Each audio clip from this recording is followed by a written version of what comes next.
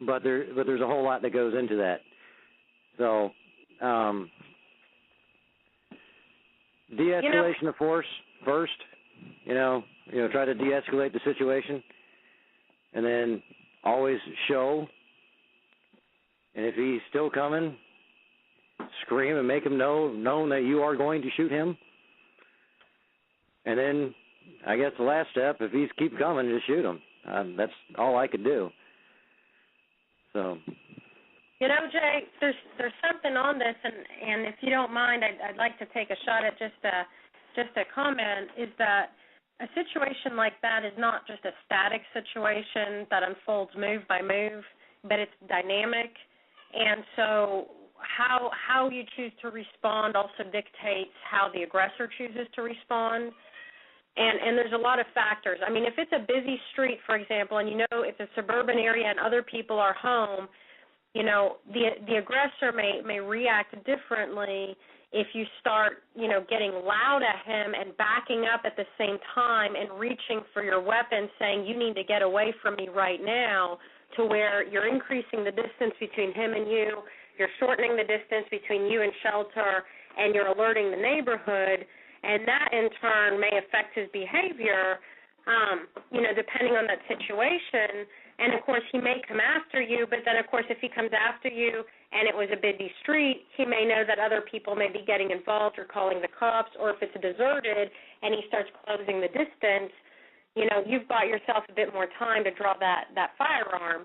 And so it's really hard to come up with a cut-and-dry answer, because once you set it in motion, it's there's a lot of different factors and different actions and reactions that kind of dictate what happens next.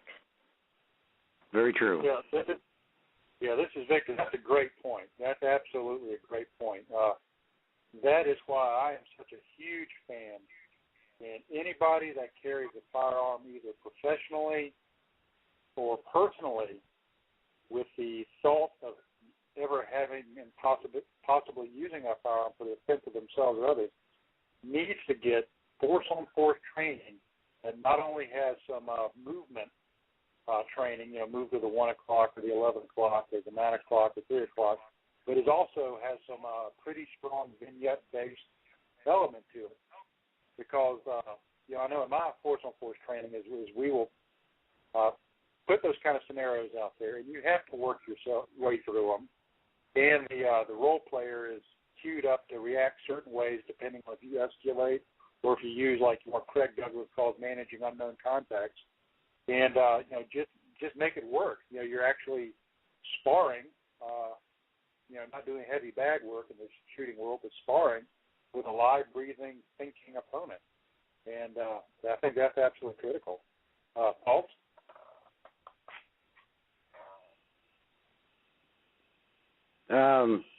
This is going back into what we were talking about last week with the airsoft. Yeah. Using airsoft pistols to train force on force. If you messed up if you get hit by an airsoft, but you're not killing anything. So that's the upside of using an airsoft pistol. Yeah. So. Yes, most certainly. And you also have to be able to articulate. My mind just AOJP. My mind just went completely blank. This is Dan. If I could cut in, a lot of people. I've been involved in officer shoots before as a law enforcement. I've been involved in civilian events as well. I work as an expert witness in shoot incidents that involved either civilians or law enforcement or hunting accidents and stuff like that. So I have spent a year or two, digging around in the trenches and such as that. One of the things that we either progress at or do well at or we fail at to do is when we teach our law enforcement, our firearms classes, is that we don't place enough emphasis in our firearms classes, and I know they have to be limited by time or budget constraints or whatever, but when we teach our civilian firearms or our law enforcement firearms classes, we don't put enough time in exactly what you just said, which was articulating the need for doing it. I mean, you got a case that's going on. It's in the public eye view right now, the George Zimmerman case, and it talks about the stand your ground laws and such as that, and everyone can either sway to the left or to the right based on their political beliefs. But the bottom line is that if you're going to, you have to prepare your mind for an incident that's going to take place like that. You have to, take care of the incident as appropriate as it's supposed to be at that time. I mean, sometimes we're talking very split-second decisions on being able to make a decision whether you die or you live, or the aggressor dies or lives, and that's just a matter of a split-second decision in many times. But being able to articulate and write out and understand what you're doing. I mean, there's a whole process after the shoot, and I'm sure everyone on this panel knows that. Maybe our audience doesn't know that as well. But there's a whole. I mean, it's time invasive. It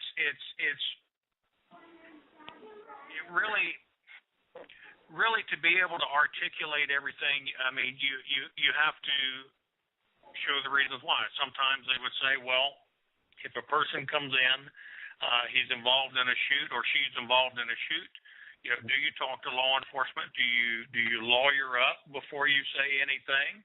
I mean, if you look at what's going on with the Zimmerman case, I mean, he was as much as I can see what's going on the news, depending on which news you watch. He was straightforward in most of what was going on. But in some cases, you can over-articulate what's going on. You can over-report what's going on, and that may come back to haunt you, if you will, in the end. Yeah, I can see that. Example of that, Mr. Meadows? Yes. Hi, Natalie. Hi. It's a pleasure listening to your insight and with all your experience. And if you could give us an illustration of that, I think that would really make it come to life. So because over-articulation is not something that's very often mentioned. Well, that's correct. I mean, unfortunately, we as firearms instructors, shooters, we don't teach in our classes in most cases what happens after the shoot, what's supposed to happen after the shoot. I did as a guest on the shooting channel, I talked about that, what happens after the shoot. I mean, I've been very blessed over the years of being able to have good memory recall in respect to what I do or what I've done, or when I've arrested someone, or when I've interviewed someone, to being able to have that instant recall or memory even years later about things going on. But not everyone is like that. Mm-hmm. After an incident like that where there is a shoot involved, you need to first ensure that you are safe, that your family's safe if they are in a threat posture where they have been threatened as well. You need to ensure that that one guy who has that stick that's coming after you, that tree limb that's coming after you, doesn't have friends who is coming in as backup. So after the shoot may not completely be over, or the incident be over at that particular time. So you have to, before you de-escalate your threat level, you need to ensure that you are safe. Again, your family is safe. Once that takes place and law enforcement has not been contacted, law enforcement needs to be contacted at that time, whether it's you, which would probably not be the best thing to do, but have someone, if they are available, have someone else, whether it's a neighbor, whether it's a family member, contact law enforcement. The next thing you need to do is maybe not necessarily place, you can try to place your gun in a safe place, maybe going back into the house, setting it down where it's safe, and of course no children can get to it or anything like that. Or placing it down on the ground where it's safe and near you, or reholstering it, and then not brandishing it, if you will, when the law enforcement arrives. So it doesn't need to be in your hand, because they're going to protect themselves, they're going to protect other people, and they may draw down on you. And in a moment of intense stress and adrenaline dump like that, then you don't want to have that firearm, whether it's a long gun or a handgun, in your hand at that time. So you would want to at least place it in a safe location or reholster it or whatever.